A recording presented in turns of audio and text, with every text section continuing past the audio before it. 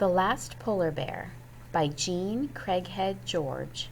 Paintings by Wendell Miner.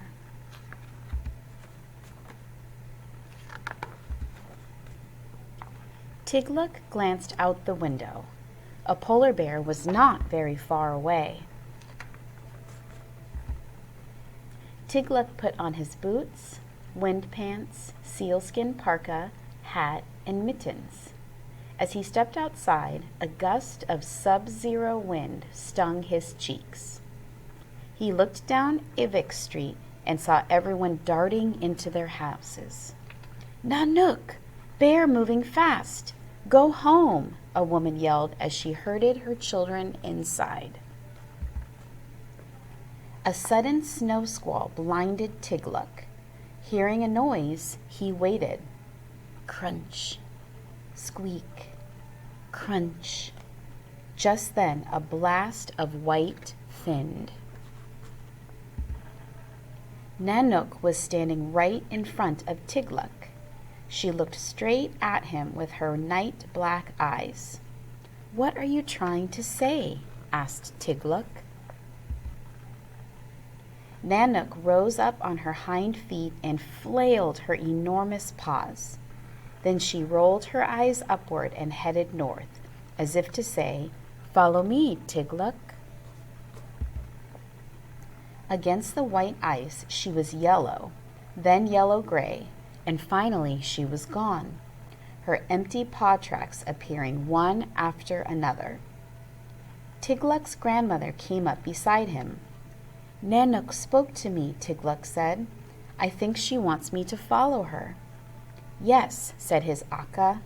"The bear needs you." "She needs us both, Akka," said Tigluck. The Arctic had changed that year. The thaw had come early, fall was staying longer, and strange trees, flowers, and birds that usually lived in much warmer places were appearing. With all the changes in climate, what would happen to the polar bears, who needed the ice to survive? "Akka," Tigluck said, "we must follow Nanook together." The next day, Tigluck brushed the snow off his father's old sealskin kayak. The kayak had ripped coming ashore last fall. Akka would mend it. He took it over to her house. "Can I help?" he asked. Akka's eyes twinkled. "Mending is a woman's work," she said. "But there is more and more trash in the ocean that can poke holes in my kayak. It would be good to know how to mend it," said Tigluck. "Then I will teach you," she said. One morning weeks later, Tigluck and his Akka paddled into the great Arctic Ocean to find Nanook.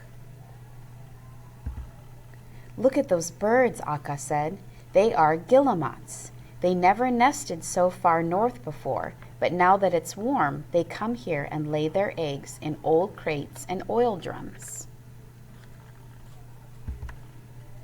Tigluck and Akka paddled for days, stopping on ice floes and small islands to rest and eat penektuk, the seal jerky they had sun-dried for their journey.